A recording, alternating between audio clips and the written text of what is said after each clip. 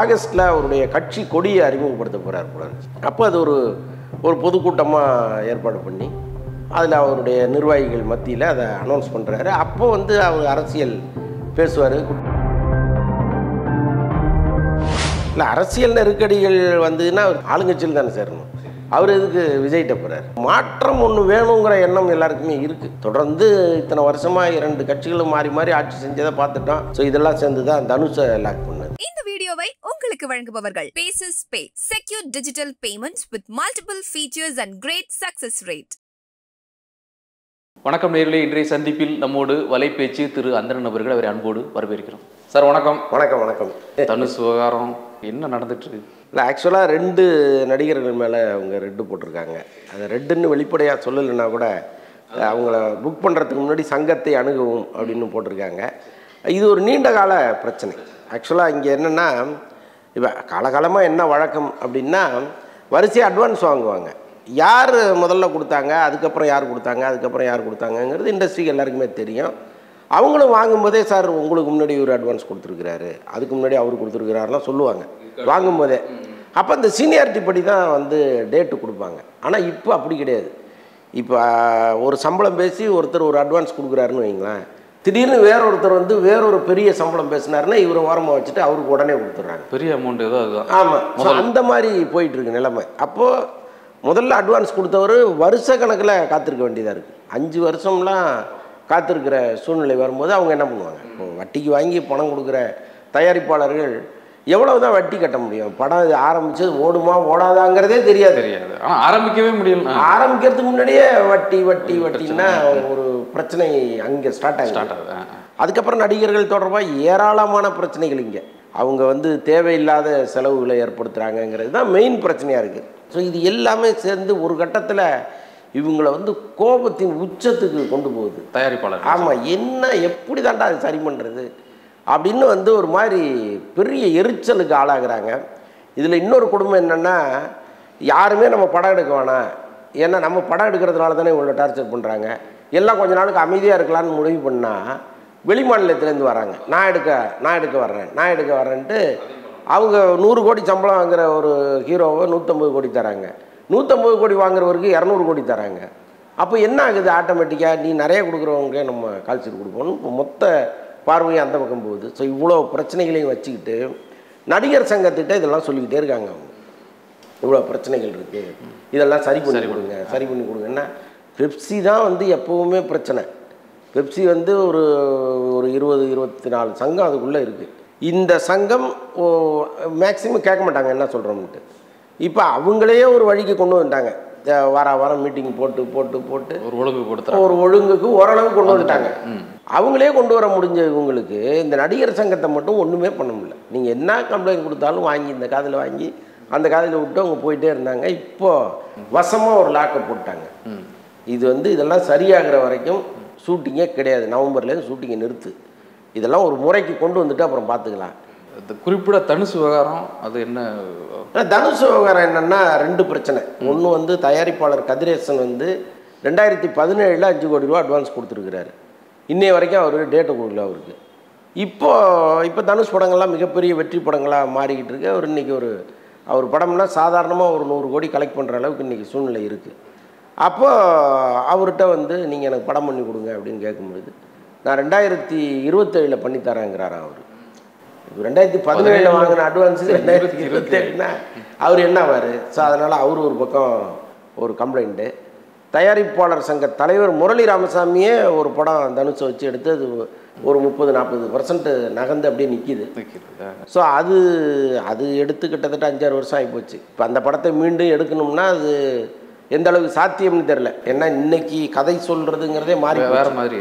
இன்றைக்கி அவங்க ஒரு நேர்த்தியான கதையை ஒரு நேரேஷன்லாம் இப்போ எதிர்பார்க்கவே முடியாது. இப்போ எதாவது கச்சாமச்சான்னு ஒரு படம் பண்ணுறாங்க, அது இப்போ உள்ள பார்வையாளர்களுக்கு பிடிச்சிருக்கு, ஓட ஆரம்பிச்சிடுது. ஸோ இப்போ வன்முறை மிகுந்த ஒரு படத்தை தான் இப்போ எடுக்கணும்னா கூட எடுக்கிற சூழ்நிலை இருக்குது. ஸோ இப்போ அந்த படத்தை எப்படி எடுப்பாங்கன்னு தெரில. இப்போ அவர் எனக்கு ஒரு தீர்வு சொல்லுங்கன்றாரு.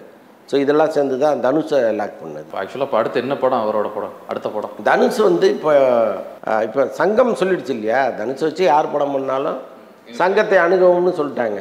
இப்போ தனுஷ் என்ன சொல்கிறாரா, ரைட்டு ஓகே, இவ்வளோ பெரிய பிரச்சனையோட இப்போ ஒரு புது தயாரிப்பாளருக்கு ஒரு படம் பண்ணுறாரு, நான் பிரச்சனையை சால்வ் பண்ணிட்டே வந்துடுறேன், ஒன்றும் பிரச்சனை இல்லை, நான் சால்வ் பண்ணிக்கிறேன், நீங்கள் கொஞ்சம் வெயிட் பண்ணுங்கன்னு சொல்லியிருக்காரு போட்டிருக்கு. அது என்ன மாதிரி சால்வ் பண்ண போகிறாருன்னு தெரியல சார். அமீர் பேசினார்ல, செய்தியாளர் கேட்குறாங்க, என்ன சார் விஜய் கட்சியெல்லாம் எல்லாம் ரெடி பண்ணிட்டாரு, கொடி எல்லாம் தயாராக இருக்கிறாரு, நிறைய பேச ஆரம்பிச்சிட்டாரு, அரசியல் பதிவுகள்லாம் போடுறாரு, நீங்கள் எப்படி சேருவீங்களான்னா அவர் கூப்பிட்டா நான் கட்சியில் சேருவேன் அப்படி மாதிரி சொல்லியிருக்காரு. இது எப்படி அவருடைய அரசியல் ஆசை ஏற்கனவே அமீர் இருக்கிறத வெளிப்படுத்துகிறாரா, இல்லை அவருக்கு இல்லை சில அரசியல் நெருக்கடிகள்னால அந்த முடிவுக்கு வர்றாரா, என்ன பிரச்சனை? இல்லை, அரசியல் நெருக்கடிகள் வந்ததுன்னா அவர் ஆளுங்கட்சியில் தானே சேரணும்.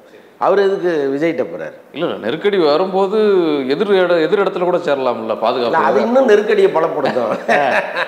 அப்படி போக மாட்டாங்க. ஆக்சுவலாக அவருக்கு ரஜினி அரசியலுக்கு வரணுங்கிற ஒரு ஆசை இருந்துச்சு. அவரும் சேரணும், ரஜினிகிட்ட போய் உட்காந்து நீங்கள் அரசியலுக்கு வாங்க அப்படின்னு நாள் கணக்கில் பேசுனதெல்லாம் உண்டு. அவரை பிரெயின் வாஷ் பண்ணதில் பெரும்பங்கு இவங்க 2 பேருக்கும் உண்டு.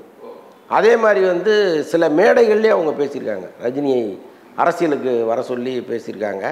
நான் ஒரு முறை அமீர்கிட்ட பேசும்போது கேட்டேன், சார் நீங்கள்லாம் ஒரு ஒரு கருத்து செறிவுள்ள ஒரு டைரக்டர், நீங்கள் போய் ரஜினியை அரசியலுக்கு வாங்கன்னு கூப்பிட்றது எந்த விதத்தில் சரின்னு கேட்கும்போது அவர் சொன்னார், இல்லை நான் அரசியலுக்கு வருவேன்னு அவர் சொல்லிகிட்டே இருக்கார், ஆனால் அவர் வரணும்ல, வெறும் வார்த்தையாக அது போயிடக்கூடாது இல்லை, அவர் ஏமாத்துறாருங்கிற மாதிரி தான் எல்லாருக்கும் ஒரு பார்வை இருக்குது. அப்போ எவ்வளோ நாளைக்கு ஏமாற்றிட்டு இருப்பீங்க, வாங்கன்னு சொல்கிறத தான் மக்கள் இப்படி புரிஞ்சுக்கிட்டாங்க அப்படின்னு ஒரு பதில் சொன்னார். அது எந்த அளவுக்கு சரின்னு நமக்கு தெரியல, பட் அந்த பதிலை அன்னைக்கு நம்ம கேட்டுட்டு வந்தோம். ஸோ இப்போ இந்த முடிவுங்கிறது அவர் கேட்காங்க, செய்தியாளர்கள் கேட்குறாங்கக்காண்டி சொல்கிறாரா, இல்லை உள்ளுக்குள்ளே இல்லை ஒரு மாற்றம் ஒன்று வேணுங்கிற எண்ணம் எல்லாருக்குமே இருக்குது. தொடர்ந்து இத்தனை வருஷமாக 2 கட்சிகளும் மாறி மாறி ஆட்சி செஞ்சதை பார்த்துட்டோம். புதுசாக ஒரு ஆட்சி வரும்போது அது எப்படி இருக்குங்கிற ஆர்வம் எப்படி கொஞ்சம் பேருக்கு இருக்கோ அந்த மாதிரி அமீர் சேரன் மாதிரி இயக்குனர்களுக்கும் இருக்குது. சரி, ஒருவேளை விஜய் ஒரு பவர்ஃபுல் லீடராக மாறினார்னா ஏன் நம்ம போகக்கூடாதுங்கிற எண்ணம் கூட இருக்கலாம். ஆனால் அது சொன்ன நேரம் சரியான்னு எனக்கு தெரியல. ஏன்னா அவர் தலைக்கு மேலே ஒரு கத்தி தொங்கிட்டு இருக்கு. ஸோ அப்படிப்பட்ட சூழலில் ஒருவேளை அந்த எண்ணத்தை மாற்றுவதற்காக கூட இந்த பதிலை அவர் சொல்லியிருக்கலாம். இப்போ எப்படி சார் கோட்டு? ஆனால் அதில் பெரிய கொடுமை என்னென்னா இந்த படத்துக்கு ஆடியோ லான்ச் கிடையாதா? ஆமாம், அது ரசிகர்களுக்கு ஒரு மிகப்பெரிய ஏமாற்றமாக அமைவதற்கு வாய்ப்பு இருக்குது. எதனால் அதை தவிர்க்கிறாங்க? அதுதான் அவர் என்னென்னா அந்த ஆகஸ்ட்டில் அவருடைய கட்சி கொடியை அறிமுகப்படுத்த போகிறார். அப்போ அது ஒரு பொதுக்கூட்டமாக ஏற்பாடு பண்ணி அதில் அவருடைய நிர்வாகிகள் மத்தியில் அதை அனௌன்ஸ் பண்ணுறாரு. அப்போ அவர் அரசியல் பேசுவார், குட்டி கதைகள் சொல்லுவார். இது எல்லாமே அந்த மேடைக்காக அவர் தயார் பண்ணி வச்சுருக்காரு. இப்போ ஒரு ஆடியோ லான்ச் ஒன்று வச்சோம்னா அங்கேயும் அவர் அரசியல் பேசணும் அல்லது ஏதாவது ஒன்று பேசணும். அடுத்தடுத்து இந்த ஆகஸ்ட்லேயே ஒரு 2 கூட்டங்கள் வச்சு அவர் பேசுறதுங்கிறது அவருக்கான பெப்பை குறைக்கும்னு அவர் நினைக்கிறார். எது அது ஹைலைட் ஆகாமல் எது மாறி வந்துருச்சுன்னா என்ன பண்ணுறதுன்னு அவர் நினைக்கிறாரு. ஸோ அதனால் ஆடியோ லான்ச் வேண்டாங்கிற ஒரு முடிவை எடுத்து தான் ஒரு தகவல் இருக்குது. நீங்கள் விஷால் பற்றி சொன்னீங்களே, விஷால் இடையில பார்த்தீங்கன்னா நீதிமன்றத்தில் போய் ஆமாம் நீதிபதி பாஸ் அவர் ஷூட்டிங் ஸ்பாட்டில் இருக்கிற கோர்ட் செட்டப் இருக்குது. ஆமாம், அது நினச்சிட்டாரு போல இருக்கு அவர். அதுதான் நடைமுறை என்னங்கிறது அவருக்கு தெரியல. நல்ல வேளை நீதிமன்றம் அது ஒரு பெரிய குற்றமாக கருதாமல் அவரை அப்படி அறிவுறுத்தி அனுப்பிச்சிட்டாங்க. இப்போ சில நீதிபதிகள் என்ன பண்ணுவாங்க, ரொம்ப கோபமாக இருந்தால் நாள் முழுக்க அப்படியே அங்கேயே நில்லுன்னுடுவாங்க. நீங்கள் அப்படியே நின்றுட்டு அப்புறம் சாயங்காலம் கோர்ட்டு முடியும் போது தான் நீங்கள் போகணும். ஸோ அந்த மாதிரி நீதிபதிகள்லாம் இருக்காங்க. பட் என்னவோ அவரை விட்டாங்க, அப்படிலாம் பேசக்கூடாதுன்னு அறிவுறுத்தி அனுப்பிச்சிட்டாங்க. அது கூட தெரியாமல் எப்படி இருக்காருங்கிறது தான் எனக்கு ரொம்ப ஆச்சரியமாக இருந்தது. நன்றி நன்றி. இந்த வீடியோ உங்களுக்கு பிடிச்சிருந்தா லைக் பண்ணுங்க, ஷேர் பண்ணுங்க, கமெண்ட் பண்ணுங்க. மறக்காம OH தமிழ் சேனலுக்கு சப்ஸ்கிரைப் பண்ணுங்க.